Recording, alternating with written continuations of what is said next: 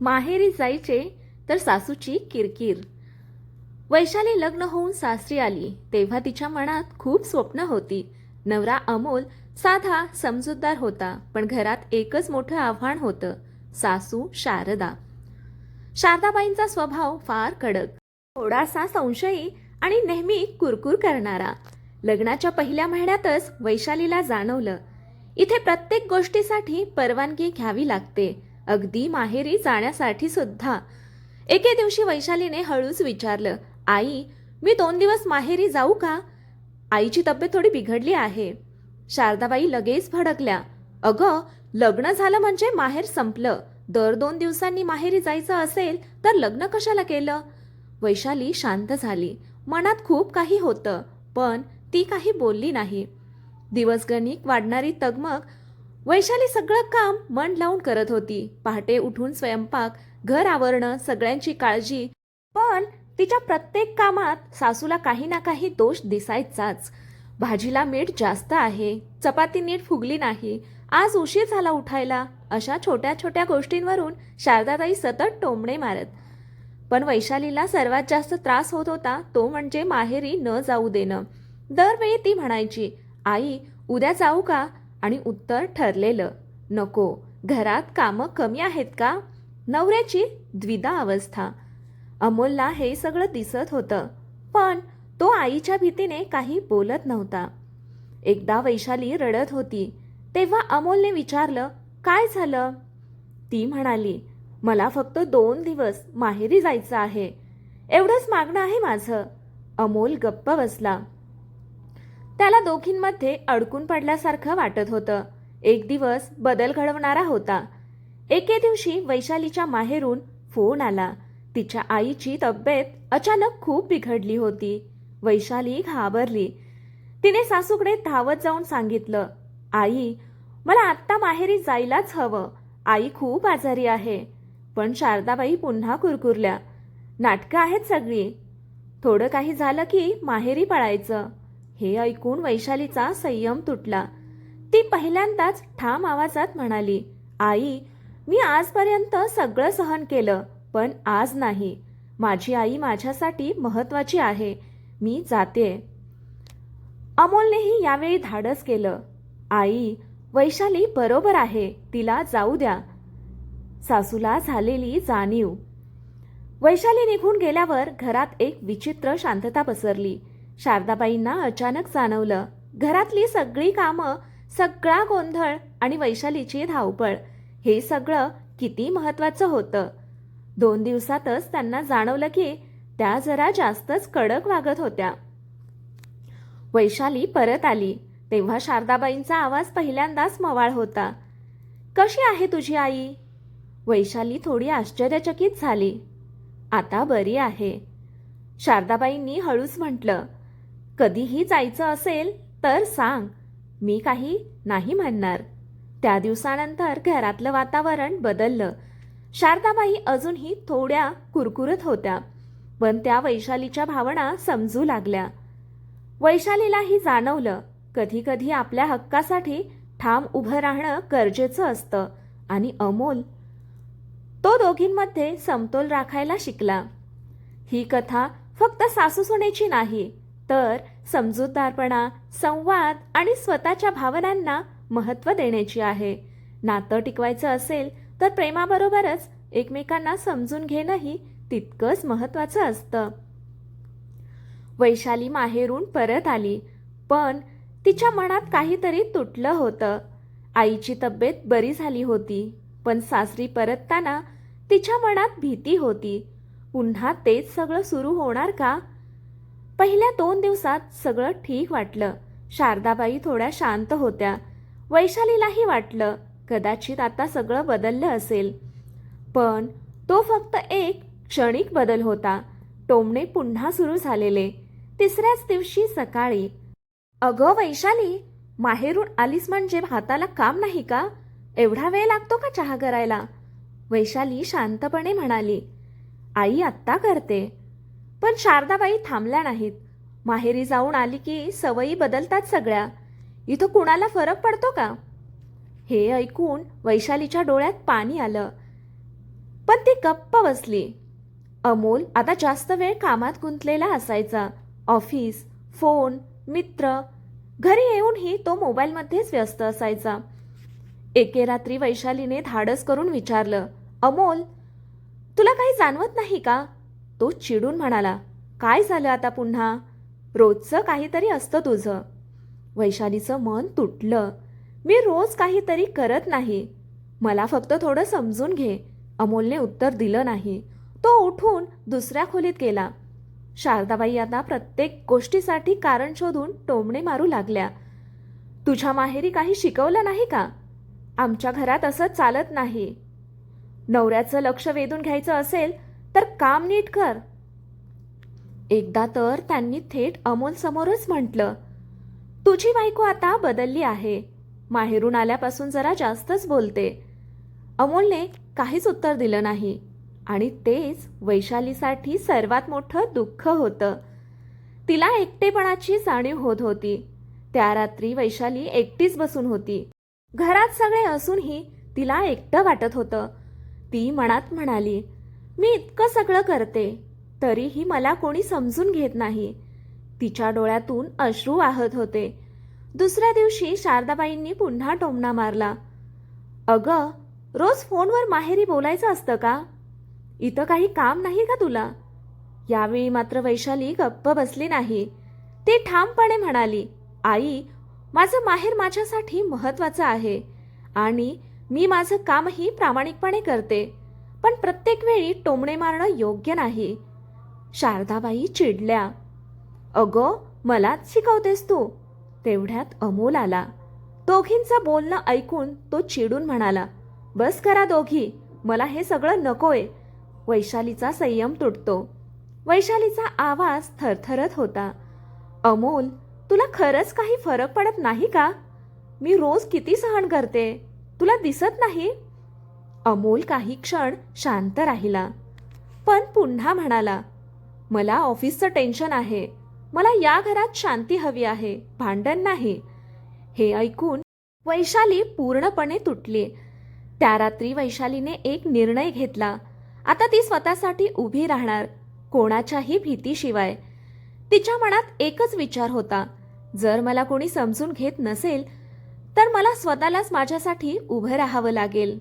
वैशाली स्वतःसाठी कोणता मोठा निर्णय घेईल? अमोलला तिची किंमत कळेल का? आणि शारदाबाईंचं वागणं बदलणार का, की आणखी कठीण होणार? त्या रात्री घरात सगळं शांत होतं, पण वैशालीच्या मनात वादळ उसळलं होतं. ती खिडकीत उभी राहून विचार करत होती, मी किती दिवस असं सहन करणार? माझी चूक तरी काय आहे? तिच्या डोळ्यातून अश्रू वाहत होते. पण यावेळी ते अश्रू कमकुवतपणाचे नव्हते, ते निर्णयाचे होते. ती स्वतःसाठी निर्णय घेते. सकाळ झाली. रोजप्रमाणे काम करताना वैशालीच्या चेहऱ्यावर एक वेगळंच शांतपण होतं. नाश्ता झाल्यावर तिने अमोल आणि शारदाबाईंना हॉलमध्ये बसवलं. मला तुमच्याशी बोलायचं आहे. शारदाबाई लगेच म्हणाल्या, आता काय नवीन नाटक? पण वैशाली शांतपणे बोलू लागली, आई, अमोल, मी या घरासाठी मनापासून सगळं केलं, पण मला इथे सन्मान मिळत नाहीये. माझ्या प्रत्येक गोष्टीवर टोमणे आणि अमोल, तुझं दुर्लक्ष, हे सगळं मी आता सहन करू शकत नाही. अमोल थोडा चिडून म्हणाला, मग तुला काय हवंय? वैशालीचा आवाज थोडा ठाम होता. मला थोडा वेळ स्वतःसाठी हवा आहे. मी काही दिवस माहेरी जाणार आहे, पण यावेळी परवानगी मागत नाहीये, निर्णय सांगते. सासूचा संताप झाला. शारदाबाई भडकल्या, अगं, आमच्या घरात असं चालत नाही. लग्न झालेल्या मुली माहेरी पळत नाहीत. वैशाली शांतपणे उत्तरली, आई, पळत नाहीये, स्वतःला सावरायला जाते. हे ऐकून शारदाबाई काही क्षण गप्प बसल्या. अमोलचा धक्का बसला. अमोलला हे अपेक्षित नव्हतं. तो म्हणाला, वैशाली, एवढं काही मोठं झालं नाहीये, तू इतकं का वाढवतेस? वैशालीच्या डोळ्यात वेदना होत्या. तुला मोठं वाटत नाही कारण तू कधीच माझ्या जागी उभा राहिलाच नाहीस. त्या शब्दांनी अमोल निशब्द झाला. माहेरी जाण्याचा प्रवास सुरू झाला. वैशालीने आपली बॅग भरली. घरातून बाहेर पडताना तिचं मन भरून आलं. पण यावेळी ती कमकुवत नव्हती. ती स्वतःसाठी उभी राहत होती. माहेरी तिला आधार मिळाला. माहेरी पोहोचताच तिची आई तिला मिठी मारून रडू लागली. काय झालं ग तुला? वैशाली ही रडत म्हणाली. आई, मी खूप थकले. आईने तिचं डोकं कुरवाळत सांगितलं. बाळा, आयुष्यात स्वतःचा सन्मान सर्वात महत्त्वाचा असतो. या शब्दांनी वैशालीला नवीन ताकद मिळाली. सासरी बदलाची चाहूल झाली. इकडे सासरी घरात सगळं अस्ताव्यस्त होतं. कामाचा भार, शांतता आणि वैशालीची उणीव स्पष्ट जाणवत होती. शारदाबाईंनाही हळूहळू जाणवलं, कदाचित आपण जास्तच कडक वागलो. अमोल मात्र आतून खूप बेचैन झाला होता. त्याला पहिल्यांदाच जाणवलं, वैशाली फक्त घरकाम करणारी व्यक्ती नव्हती, ती त्याच्या आयुष्याचा महत्त्वाचा भाग होती. माहेरी बसलेली वैशाली आता थोडी शांत झाली होती. ती स्वतःला पुन्हा उभं करण्याचा प्रयत्न करत होती. आणि इकडे अमोल एक मोठा निर्णय घेण्याच्या तयारीत होता. अमोल वैशालीला परत आणण्यासाठी काय करेल? शारदाबाई खरोखर बदलतील का? आणि वैशाली परत सासरी येईल का, की स्वतःचं नवीन आयुष्य सुरू करेल? माहेरी आलेल्या वैशालीला काही दिवसांनी मनशांती मिळू लागली. आईच्या सहवासात, जुन्या आठवणींमध्ये ती हळूहळू स्वतःला सावरत होती. पण मनाच्या एका कोपऱ्यात अजूनही अमोल होता. तो मला अजून समजून घेईल का, हा प्रश्न तिला सतावत होता. इकडे सासरी अमोल पूर्णपणे बदलला होता. घरात वैशाली नसल्यामुळे सगळं विस्कळीत झालं होतं. आईची चिडचिड, घरकामाचा ताण आणि सर्वात महत्त्वाचं म्हणजे वैशालीची उणीव. एका रात्री अमोल एकटाच बसला होता. त्याच्या डोळ्यासमोर वैशालीचे रडणारे चेहरे, तिचे शब्द सतत येत होते. तू कधीच माझ्या जागी उभा राहिलाच नाहीस. त्या क्षणी त्याला आपल्या चुकांची जाणीव झाली. शारदाबाईही आतून खचल्या होत्या.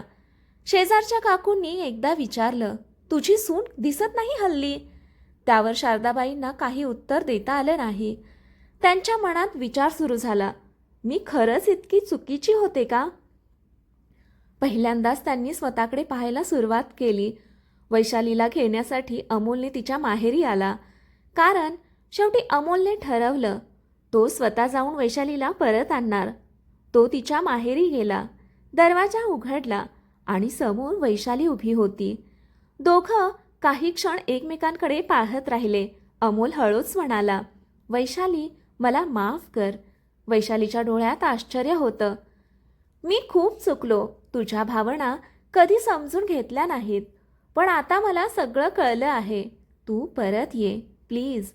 वैशाली शांतपणे ऐकत होती. ती म्हणाली, अमोल, मी परत येईन, पण काही अटी आहेत.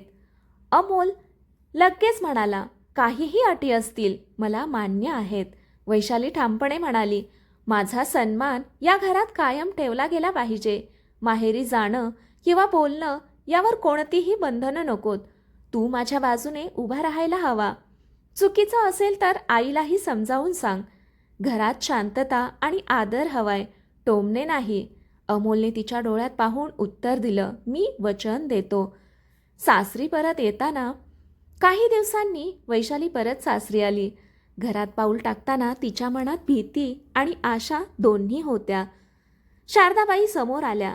काही क्षण शांतता होती आणि मग त्यांनी हळूच म्हटलं, वैशाली, मला माफ कर. मी जरा जास्तच कठोर वागले. हे ऐकून वैशालीच्या डोळ्यात पाणी आलं. त्या दिवसानंतर घरात हळूहळू बदल दिसू लागला. शारदाबाई अजूनही कधी कधी टोमणे मारायच्या, पण लगेच स्वतःला आवरायच्या. अमोल आता वैशालीकडे लक्ष देऊ लागला. आणि सर्वात महत्त्वाचं म्हणजे वैशाली आता गप्प बसणारी नव्हती. ती प्रेमाने पण ठामपणे स्वतःचा सन्मान जपायला शिकली होती. ही कथा इथे संपत नाही, कारण नाती रोज नव्याने घडवावी लागतात. पण यावेळी वैशाली हरली नव्हती. ती स्वतःसाठी उभी राहून जिंकली होती. नातं टिकवण्यासाठी सहनशीलता लागते, पण स्वतःचा सन्मान जपणं त्याहून महत्त्वाचं असतं. काळ पुढे सरकत होता. आता त्या घरातलं वातावरण खूप बदललं होतं. वैशाली, अमोल आणि शारदाबाई तिघेही एकमेकांना समजून घेण्याचा प्रयत्न करत होते. हळूहळू वाढणारा विश्वास. वैशाली आता आत्मविश्वासाने वावरू लागली होती. ती घरकामाबरोबरच स्वतःसाठी थोडा वेळ काढू लागली. वाचन, शिवणकाम आणि कधीकधी ऑनलाईन कोर्ससुद्धा. अमोल तिच्या या बदलाला प्रोत्साहन देत होता. तू जे काही करशील मी तुझ्या पाठीशी आहे, तो आता मनापासून म्हणायचा. हे ऐकून वैशालीच्या चेहऱ्यावर समाधान दिसायचं. सासू सुनेचं नातं आता बदललेलं होतं. शारदाबाईही आता खूप बदलल्या होत्या. एके दिवशी त्यांनी वैशालीला स्वयंपाकघरात मदत करताना म्हटलं, अगं थोडी विश्रांती घे, मी करते बाकीचं. वैशाली आश्चर्याने त्यांच्याकडे पाहतच राहिली. पूर्वी प्रत्येक गोष्टीवर टोमणे मारणाऱ्या सासूबाई आज तिची काळजी घेत होत्या. काही दिवसांनी घरात एक आनंदाची बातमी आली. वैशाली आई होणार होती. सगळं घर आनंदात बुडालं. अमोल तर खूप खुश होता. आपलं छोटंसं बाळ येणार. शारदाबाईंच्याही डोळ्यात आनंदाश्रू होते. खरी परीक्षा पुन्हा सुरू झाली. पण आयुष्य इतकं सोपं नसतं. वैशालीची तब्येत थोडी नाजूक होती. डॉक्टरांनी काळजी घ्यायला सांगितलं. यावेळी शारदाबाई म्हणाल्या, वैशाली आता तू काही काम करायचं नाही, फक्त स्वतःची काळजी घे. अमोल ही तिच्या प्रत्येक गरजेची काळजी घेत होता. जुन्या चुका नवी जाणीव होत होती. एक दिवस शारदाबाई वैशालीजवळ बसल्या होत्या. त्या हळूच म्हणाल्या, मला माफ कर बाळा, मी तुला खूप त्रास दिला. पण आता मला समजलं, सून ही परकी नसते, ती मुलीसारखीच असते. वैशालीच्या डोळ्यात पाणी आलं. ती म्हणाली, आई सगळं विसरूया, आता आपण एकत्र आहोत, तेच महत्त्वाचं. काही महिन्यांनी एक गोड बाळ घरात आलं. सगळीकडे आनंदच आनंद पसरला. शारदाबाई बाळाला मांडीवर घेऊन म्हणाल्या, ही माझी नात आणि वैशाली तू माझी मुलगीच आहेस. अमोल दोघींकडे पाहून हसत होता. त्या घरात आता टोमण्यांची जागा घेतली होती समजूतदारपणा, प्रेम आणि आदराने. वैशालीने सहनशीलतेने पण योग्य वेळी ठामपणे उभं राहून आपलं आयुष्य बदललं होतं. नात्यात प्रेम असेल तर बदल शक्य असतो, पण स्वतःचा सन्मान जपल्याशिवाय खरं सुख मिळत नाही. सासू सुनेचं नातं जर मैत्रीत बदललं तर घर स्वर्ग बनतं. ही कथा प्रत्येक त्या स्त्रीसाठी आहे जी शांतपणे सगळं सहन करते, पण योग्य वेळी स्वतःसाठी उभी राहते. कथा ऐकल्याबद्दल, वाचल्याबद्दल धन्यवाद.